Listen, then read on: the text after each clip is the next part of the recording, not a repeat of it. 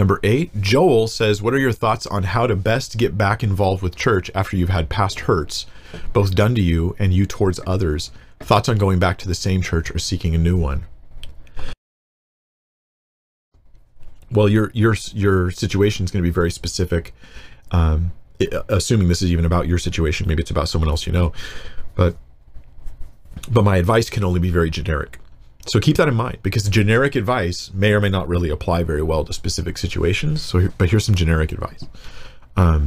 If there's past hurts where I've hurt others, I should first go and repent towards them and deal with that before anything else.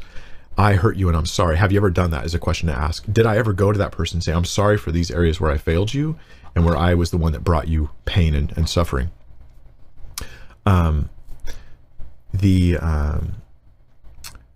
The idea of others having hurt you, this is where restoration can hopefully take place. If you go to others and you tell them and there's serious sin against you that they've done, maybe they're involved in ministry, maybe they're just fellowshipping in the church, and you go to them like Matthew 18 says, and you ask them like, hey, will you hear me out? This happened and this happened, this happened, that really hurt me. I'd like to be restored with you on these issues, but I need you to apologize. And I need you to admit what happened. That's a hard thing to do, but it is what Jesus told us to do. Look at Matthew 18. Here's an example of reconciliation as the heart of what's going on here.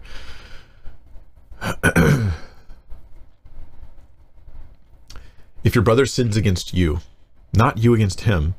I mean, obviously, if you sin against him, you have to go repent. But if he sins against you, go and tell him his fault between you and him alone. See, the agenda here is restoration, so you don't bring in everybody, just one-on-one. It's much easier for me to tell other people when you hurt me than it is to go to you and talk to you. Jesus calls us to do the hard thing. If he listens to you, you've gained your brother. See, that's the agenda. Gaining your brother is restoring this relationship. But if he does not listen, what if he doesn't listen? Do you just pretend like it's no big deal? No. Take 1 or 2 others along with you, that every charge may be established by the evidence of 2 or 3 witnesses. If he refuses to listen to them, tell it to the church. So obviously we're talking about a serious sin, something that would be big enough to actually announce to people he's in real rebellion against God. And if he refuses to listen even to the church, let him be to you as a Gentile and tax collector. Hopefully they'll repent and come back. The onus is on me to go to the person who sinned against me and say, hey, now what if they don't listen to you? Or what if the 2 or 3 others' life is complicated? Nobody listens to you. Nobody even believes you. The guy's just a good talker and everybody thinks that he's right about this stuff. And you're like, no, this really happened. Okay, obviously you can't do the full Matthew 18 thing. You tried, it didn't work. You've honored Jesus and you move forward in your life. But let me read your question again, because there's more to it than all that. Number 8, what are your thoughts on how to best get back involved with church after you've had past hurts done to you, both to you and towards others, from you towards others?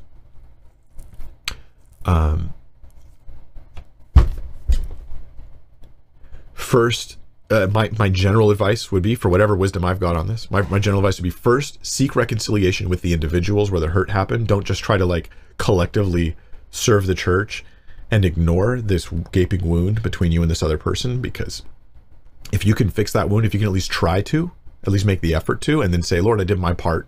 Maybe it didn't work, but I did my part. Do that first, and now you've dressed the wound, so to speak. Otherwise, it could still infect other things in the fellowship. So getting involved in the church is going to require addressing the individual or the person that this thing is plaguing you.